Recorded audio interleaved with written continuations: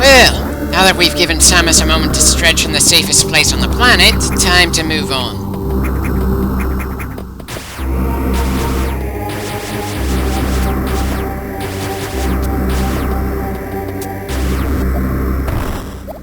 Right! Apparently we're not going to the left. At least, not without a few more upgrades. So, right it is then.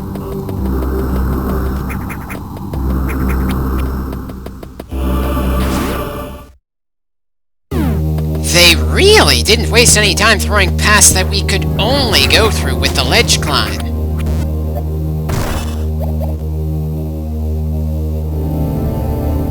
And we can't go back to the ship this way even if we wanted to. Definitely hope Samus did everything she wanted to in her ship, at least for a while, because it's gonna be quite a while before we get back to it. Not that our ship seems large enough to count as an apartment or something. She maybe has enough room for a bed and small kitchen of some kind behind the cockpit. And that's me being generous with how much she's probably got there. Hell, I wouldn't be surprised if it's nothing but the cockpit and some various equipment inside that small, cramped space. Not that she really strikes me as the kind of person who goes for a lot of creature comforts on her ship, or even for anything in her personal life. Her home is probably pretty Spartan, for the most part, with maybe a few Nintendo systems for the sake of giving her something to do when she isn't on the job or something.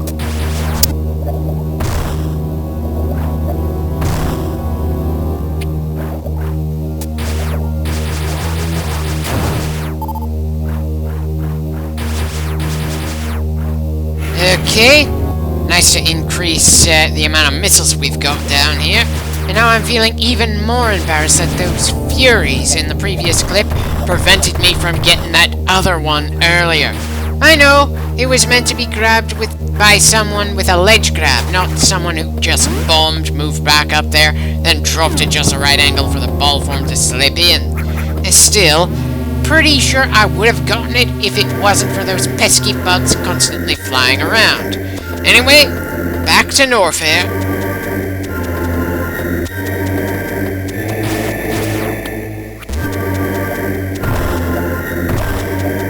Not the smoothest way to deal with that burning crawler, but hey, the bomb doesn't get too many opportunities to kill enemies in the 2D games. Much like the power beam and charge beam, it really doesn't get a chance to shine until the switch to 3D in the Metroid Prime games. Not that it's completely useless here, just that it becomes far more useful when Metroid goes to the other dimension.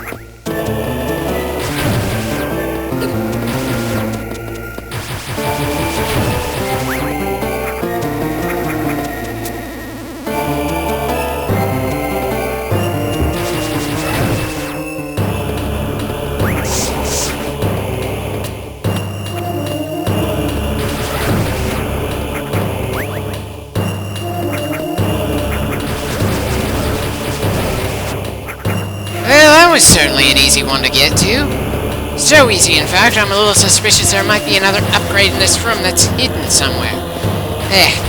Still, doesn't look like there's anything more here we can find at the moment, so let's move on.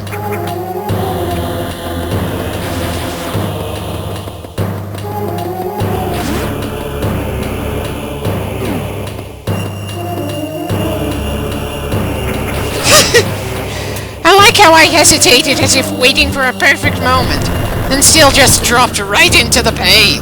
Dear God, just how much self-inflicted, easily avoided damage have I taken so far in this game?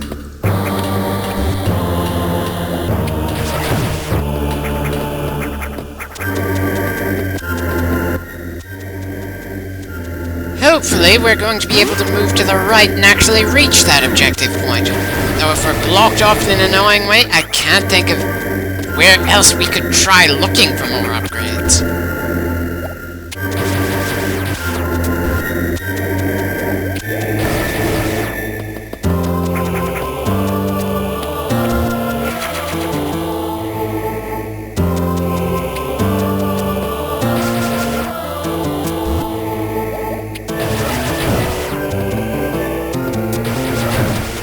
Not too sure what the point is behind having a more durable recolor in the exact same room as the weaker version.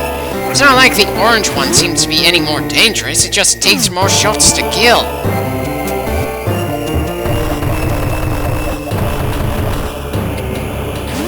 Yeah. I think we checked there before, but I figured I may as well make sure we hadn't missed anything obvious.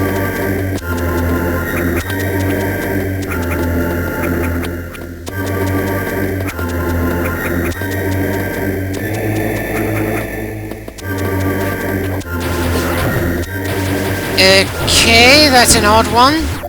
What is that even supposed to be? Bombs don't hurt it. It looks like a pipe that just launches small bombs of its own. I guess we can just skip past it, but it's still a bit of a strange type of enemy.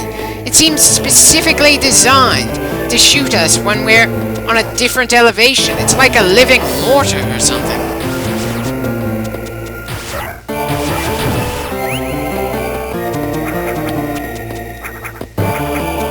Okay, no way we can get that missile upgrade from here. Unless we can jump higher.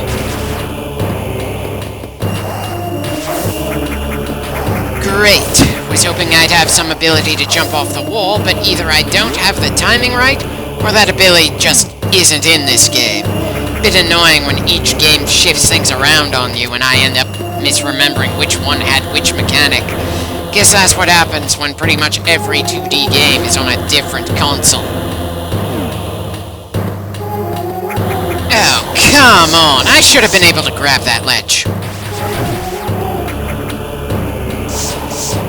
No clue what happened there, I just know that Samus isn't appreciating the lava bath.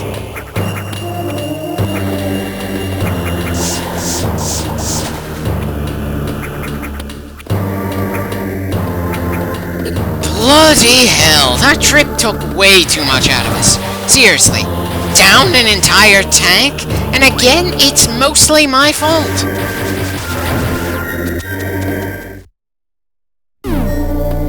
Well, at least we're going to be able to completely heal immediately after that mess. For some reason, I was expecting we'd get super missiles there, not the ice beam. Completely replaces the power beam and can turn some enemies into platforms we can jump onto, though not quite climb onto via a ledge or something. It's still quite capable of causing damage though, so if an enemy could die from too many power beam shots, then they will die from too many ice beam shots. Oh yeah, that power-up is definitely going to give us some fresh paths to go through. Seems as good a time as any to save at the moment. Fresh kind of terrain, new power-up, certainly enough progress to be worth keeping track of. Not too sure I'm a fan of the bubble aesthetic here, though. Kinda gives me the impression we ran inside of a massive creature or something and that acid is digestive fluid. And really, would it be any surprise if Samus found herself inside something similar to the Sarlacc from Star Wars?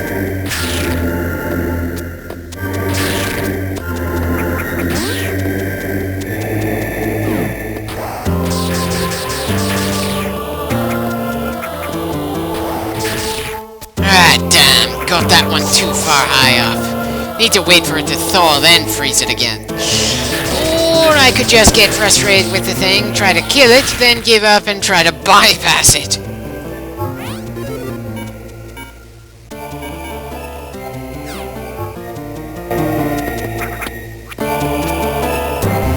Well, at least we managed to get to the Chozo statue. I suppose that's something.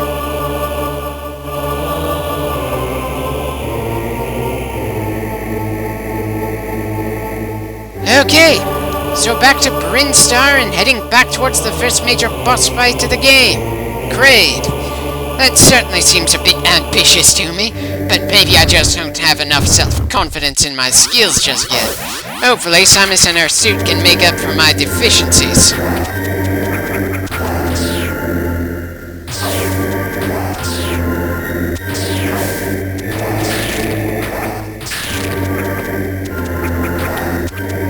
Little amazed I managed to avoid taking a bath right there. Right. This is gonna be tricky, especially with how erratically I've been moving through the game so far.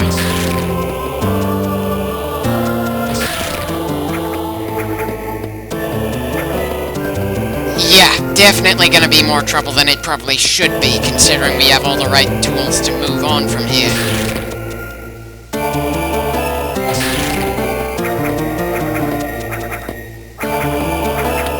There we go. More troublesome than I would have liked, but less than I was expecting. Sure, there's still a good amount of rust, but it feels like I'm getting into the swing of things here. And I'll save looking for whatever upgrade is in that room for later. For now, onward and downward.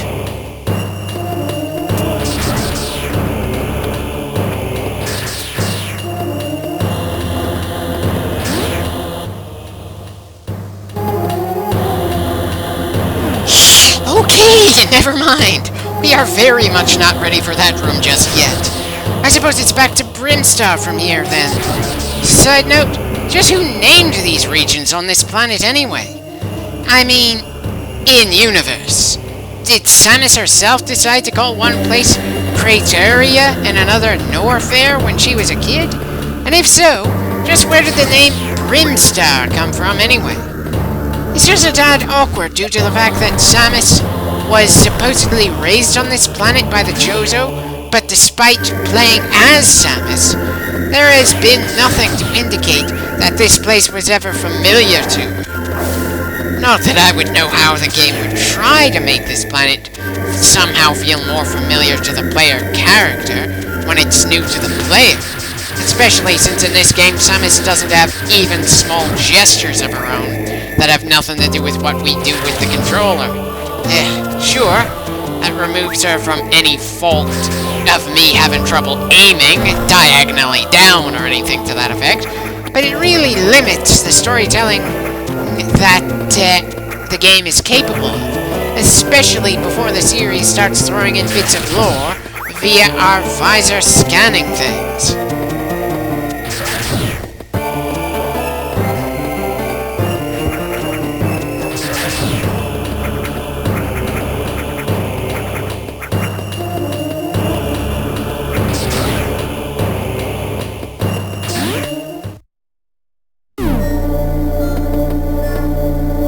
Seems about as good a time as any to save, and now I can't help wondering how I'd change my playstyle of Metroid if I limited myself to a certain number of saves per playthrough. Something similar to the classic Resident Evil games, with ink ribbons and typewriters. Although I suppose only one 2D Metroid game goes for anything like horror in its genre, so it wouldn't really fit. And I may have said this before, but it's worth saying again. I very much hope that I get my act together very firmly by the time we get to Metroid Fusion. Right, momentarily forgot that the path to Kraid wasn't explicitly on the map yet. Still, shouldn't take too long to stumble onto once we know the general direction we need to go.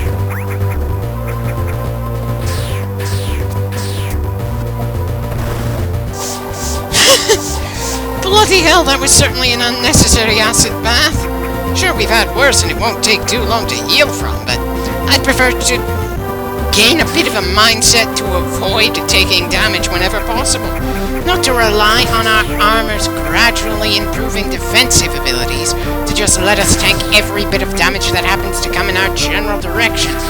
Partly because if I don't get into the habit of avoiding damage when I can, I'm sure when we get into a tough fight, I'm not going to have the reaction times I'm going to need, since I would be not very used to dodging at that point. And also because I don't memorize just how much damage a given attack or hazard is going to do. So it's generally just a decent idea for me to treat most damage as something worth avoiding, even if it actually turns out to be easily repairable.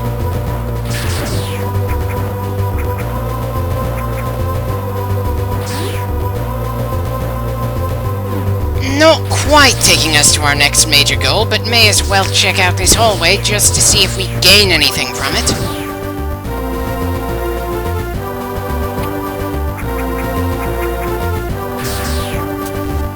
Okay, Good to know those things rise up if we shoot them in the red bit, even if it doesn't seem to do any actual damage.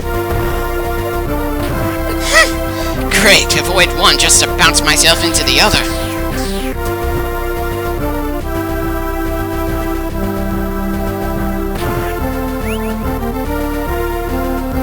And we need to be on the highest level in order to keep going in that direction. Wish I'd known that from the start.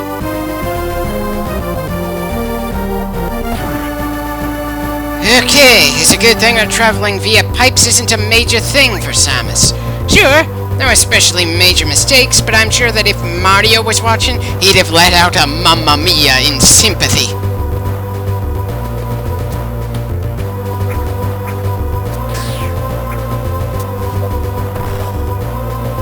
The hell?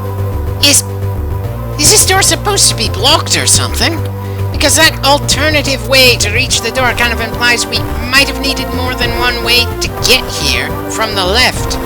And I've got a random block that wants us to use a super missile or something? And that is something we don't have yet.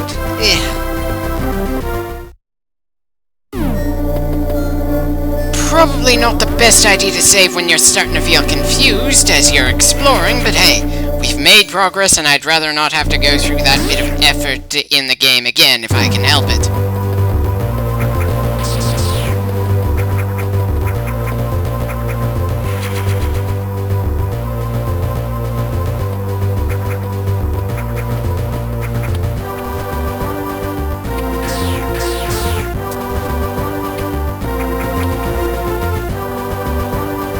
Okay, so coming from this angle was a complete waste of time. Nothing we can do from the ass end of a Chozo statue. Still, we got some more missiles. It's not a total loss. Yeah, no way we're avoiding that particular acid bath. Though it seems once we have armor that can stand being in the acid, we can explore further down from there. Assuming, of course, I remember to come back here when we have said armor.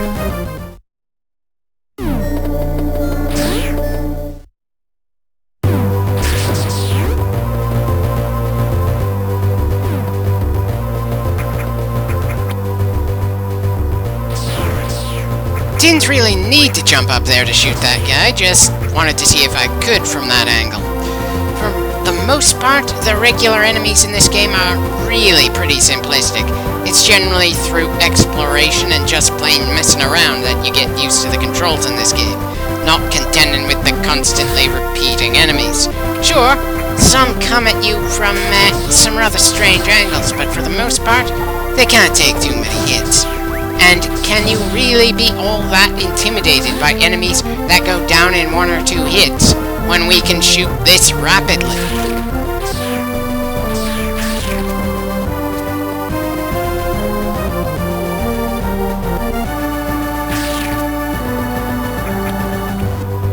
Okay, not the smoothest trip up here, but so long as we made it up and grabbed the upgrade in here, that's good in my book.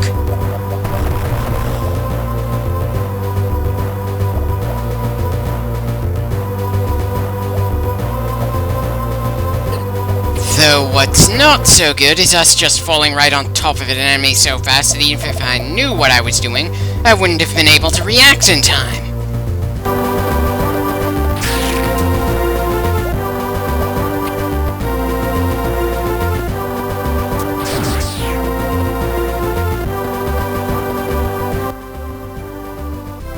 Right, got to go even further down. I doubt the hidden path to Crate is going to start all this far up, after all.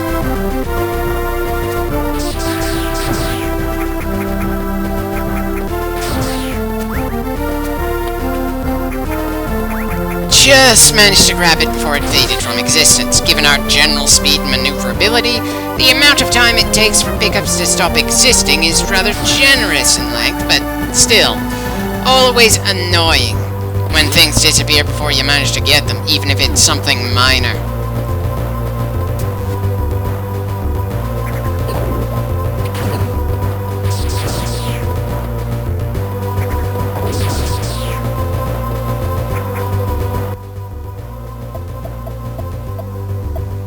Okay, looks like it's about time for us to start bombing the floor and see when we start to drop. Not that there's any hints on any of the other maps where there might be any extra paths.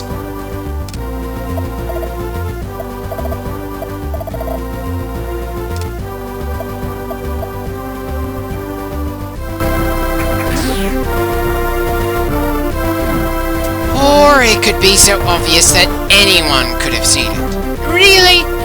Really, this counts as a hidden path? Because it's about as hidden as a welcome mat. You're only gonna miss it if you fail to look down. Why in the hell didn't the map room tell us about this incredibly obvious path anyway?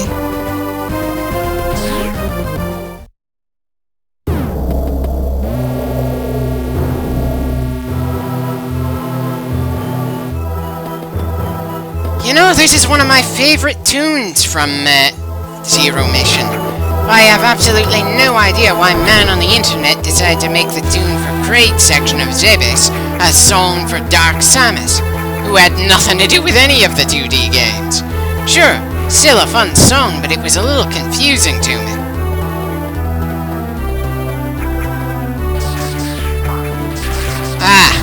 One of the few repeating enemies that can take quite a beating before they get killed. Good thing they can be frozen in place, and kinda funny it can happen to them in mid-air. Otherwise they'd be quite dangerous.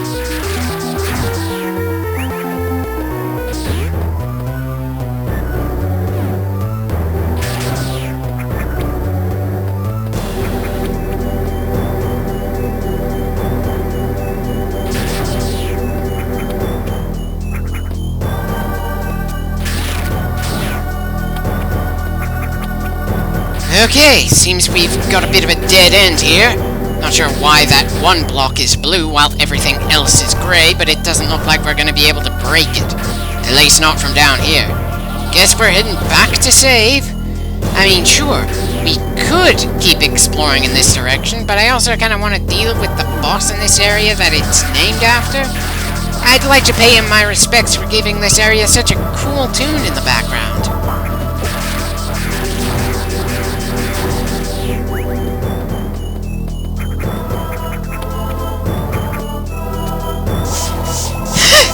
Bloody hell, I just seem to love falling into environmental hazards.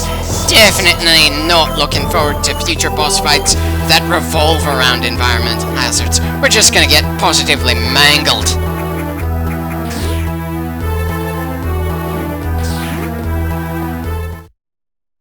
Right, until next time then.